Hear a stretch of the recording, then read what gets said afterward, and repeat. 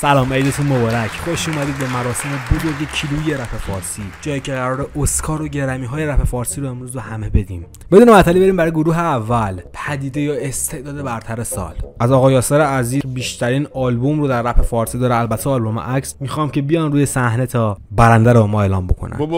سلام به همگی. تو چرا اومدی؟ شاید سوال باشه برات که چجوری اینجام. رفتم زدم کام بک. سگ خود جیمی جامپ. اینو بگو. بهترین پدیده سال کسی نیست جز دورچی و 021 کی. اون کسی که با یه ترک 3 میلیون یورو واسه پوتک آورد یا پولش واسه ایرانی‌ها استارلینک بخره. پوتک چون چه حسی داری؟ از اینکه به دورچی کمک کردن؟ نه، از اینکه 46 تا داف آوردی داخل این موزیک ویدیو، 4 تا رپر گنده‌تر هم آوردی، ولی بازم ماس پاپولیر چنل تراس دم و دستگاه آقا دورچیه. سلام همتون گاییدم. ول کن جایزه رو. خب دیگه بس تون جان بفهمید. جایزه دوم برای بیشترین پیشرفت توی سال 1402.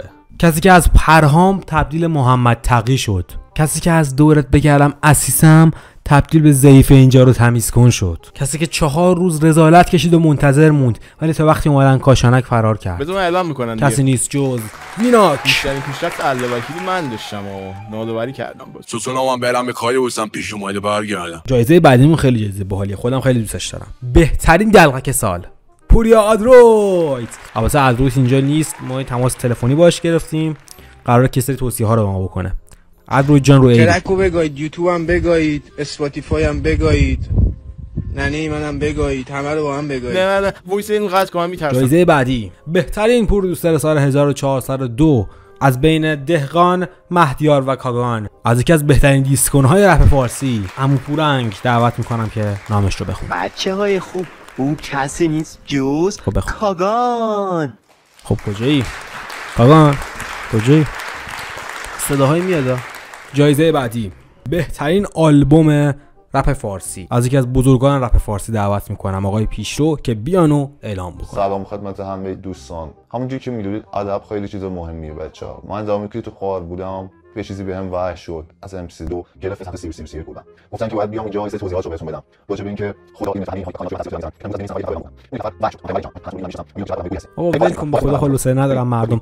محمد رضا شایعه با آلبوم اومده باش. همونم من آقا پوریا. چرا معرفتمو کوفت میکنم پیشین نیست لگم و برو. همین بگو من اومد افیر شد به حسین فیت داد ما رو ول کرد. لباسات چرا خونیه؟ یکی رو کشتم. نه اون همیشگیو. نه اینا که خون نیست، اینا سوسه. اونو هول دادم. این قضیه بکش و اینا مثلا که هول داده. قاتل منم. ببین پولی معرفت سعی تو بیشتر بود. چرا؟ اون روزی فهمیدن که شاپور ننه منو به فوش گرفت. تو به جای اینکه بیای بهش فوش بدی، گفتی ننه همین صفت دیلو داره. دیدار و قیامت. بهترین دیسترک سال از بین شنبه، عجل و یادگاری انتخابی نیست جز دیسترک عجل از گادپوری.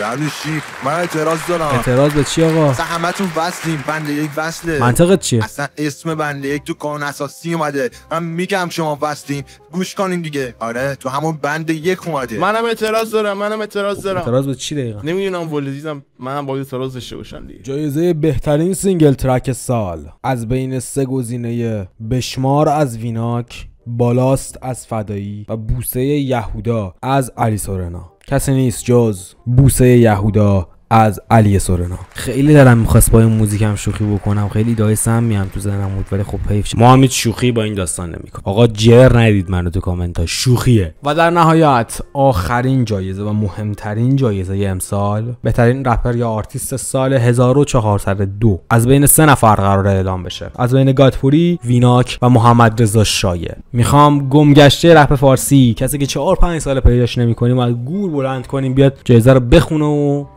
سلام به همگی. بهترین رپر سال کسی نیست جز گادپوری.